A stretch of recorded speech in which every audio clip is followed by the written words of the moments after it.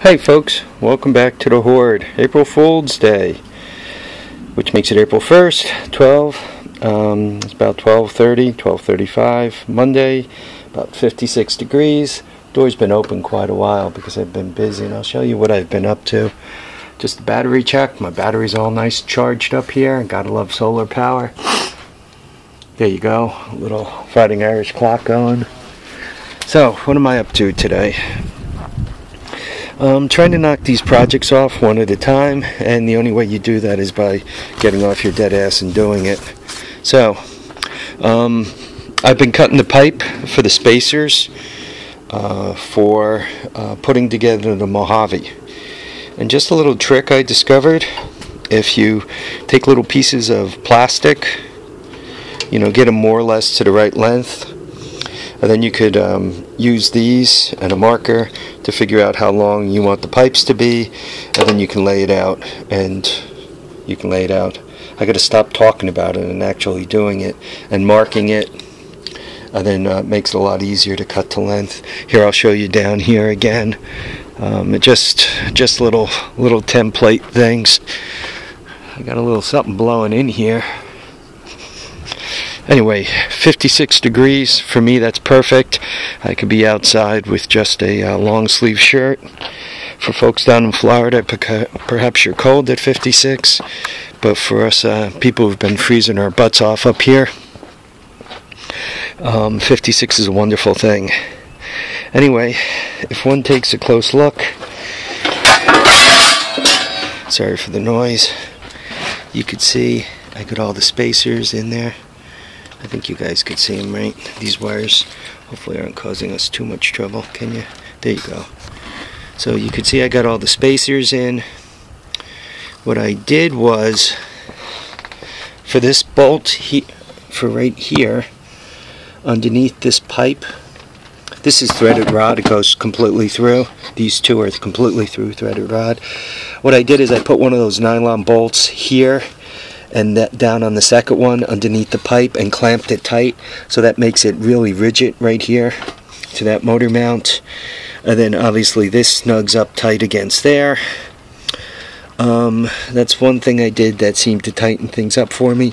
These bolts are not threaded all the way through because I don't want the threading to rub on the aluminum. It would chew it up.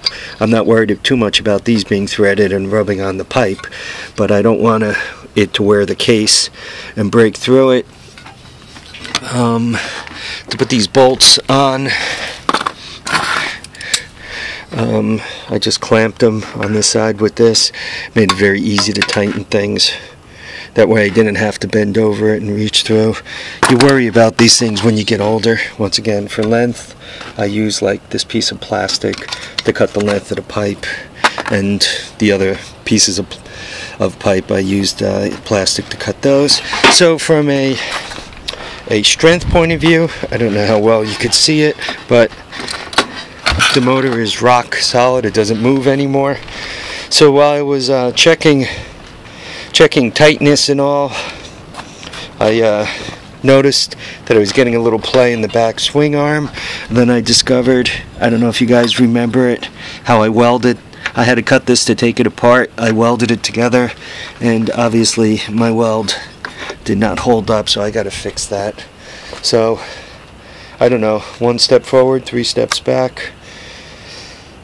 So yeah, hopefully the plastic is a good trick for cutting things of length, template, so to speak. I've seen people use that on various channels for cutting patterns and cutting other things. But I said to myself, boy, if I use a template to cut these pieces of pipe, it'd make life a lot easier. And I did, and it worked well. Okay, so there's the Mojave. Second discussion. Got this at Harbor Freight a while ago. Nice little chop saw. If you want to use it as a chop saw, it's a horrible piece of junk. If you want to use it because you like the smell of burning electronics, a burning motor, it is excellent for that. If you like the smell of something burning up on its way to death, perfect. Buy it, and you'll really enjoy the smell of it dying right there in front of you. As near as I could tell, it's probably good for 1/4-inch stuff, like if you want to cut off a bolt, or if you want to cut very small stock. Maybe it's good for plastic. Unless you change the blade, it's definitely not good for wood. But I've been cutting this, they call this 1/2-inch iron pipe. Nice deal. You get a 12-foot length for like $12 at and you could get it at Home Depot or Lowe's, same price. But great for fabricating, great for spacers. Anyway, I've been cutting this, and I tried to cut it with this thing, and all it did was stink up the whole place. So, a non-recommendation for this saw. Okay, folks, I gotta see what else I get into.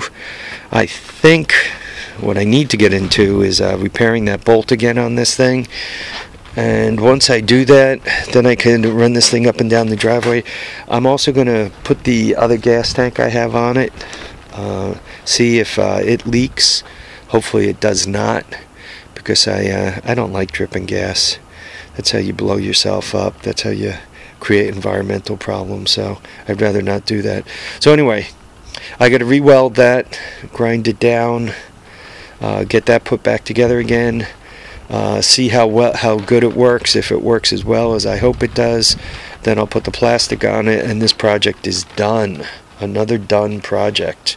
Then this one could ride around out back. That one will start and ride around out back, which just leaves this guy. This guy, it looks like for the time being, is going to be a fender donor. It's going to donate that front fender to the yellow one that runs so well up above.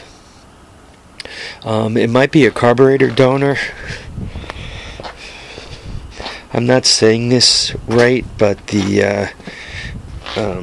and actually it might be a gas tank donor too, because this gas tank's in nice shape. But this carburetor, the slide still moves. It's got one of those, I prefer, how do they say it, Kevin carburetors. This one is a Makito carburetor. I don't care for Makitos, but I'm going to probably take it off, rebuild it, and put it on the yellow one. If I put the carburetor on the yellow one and clean up the fender, paint it, it is going to be ratty. Put that on the yellow one, clean up the yellow one's plastic, take the good seat off of this guy. I more or less have put together a nice bike. The yellow bike will be quite similar to the my 250SX. It's got everything going for it except one little thing, one little annoying thing. It doesn't have reverse. And for the kind of riding I do, reverse is a good thing. And for hauling stuff around, reverse is a good thing. So that'll be annoying, but we'll see. I think I have no Yamahas in my fleet. I, generally speaking, am a Honda guy, but the little bit I rode that Yamaha, and I thought back to a friend who had a Yamaha 225DX. I don't know if it's a Tri-Moto 225DX. I don't know if that's what it's called. I only see Yamaha 225 DX when I look up parts on eBay and so forth, so let's call it that. But anyway, I remember a friend had one, and he was very happy with it.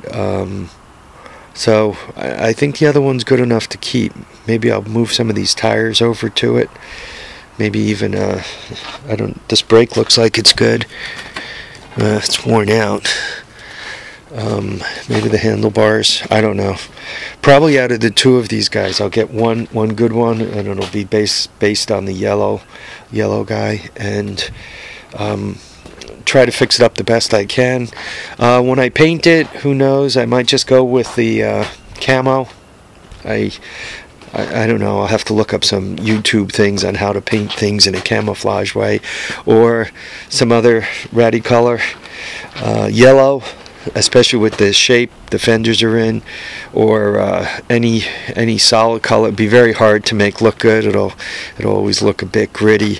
But if you go with the camo look, kind of rat roddy look, You know, I don't know if it's camo or I'm going to go black and gray, but if I go rat roddy with it, I think it could be an interesting bike.